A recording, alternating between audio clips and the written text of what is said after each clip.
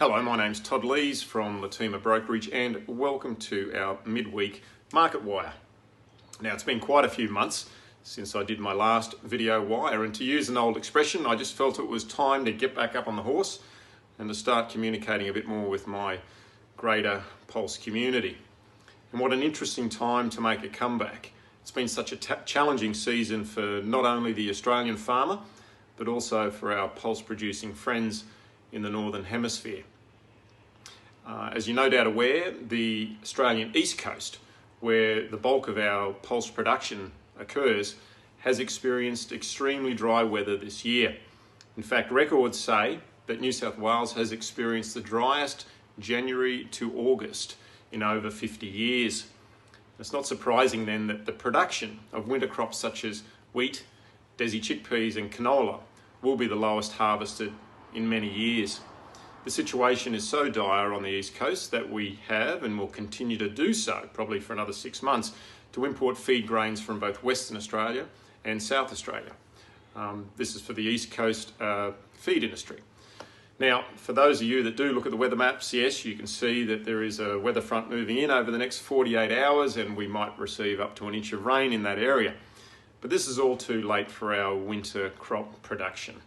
And we'll really only go towards establishing some soil moisture reserves for our summer cropping program. And even still, further good rainfall is necessary and in order for the summer planting program to commence. A brief comment on some of our major pulse crops. Desi chickpeas. Harvest has commenced in central Queensland and over the next couple of weeks will slowly work its way down towards southern Queensland and the Darling Downs.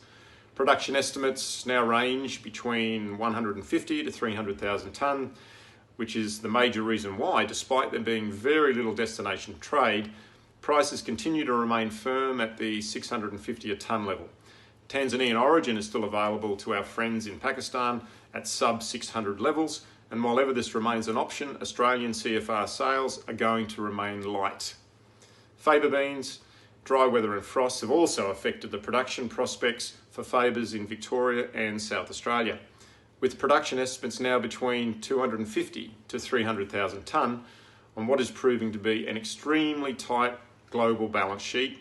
Both the UK and Lithuania have also experienced extremely challenging seasons and will have significantly lower production levels than what they have in the past few years. And consequently, Australian faba prices are near record highs, currently around $650 a tonne for new crop. And the scary scenario is that market indicators are suggesting that by mid next year, prices could even be higher. Red lentils production will be lower than last year, but with heavy carryover stocks, in both the southern and northern hemisphere, and limited buying interest, Aussie prices remain static at around the $430 per tonne level. Well, that's it for this week. If you do have any questions or indeed you'd like to make any comments on anything that I've discussed today, please feel free to drop me a line. Thanks again for listening, and I look forward to catching up again next week. Bye for now.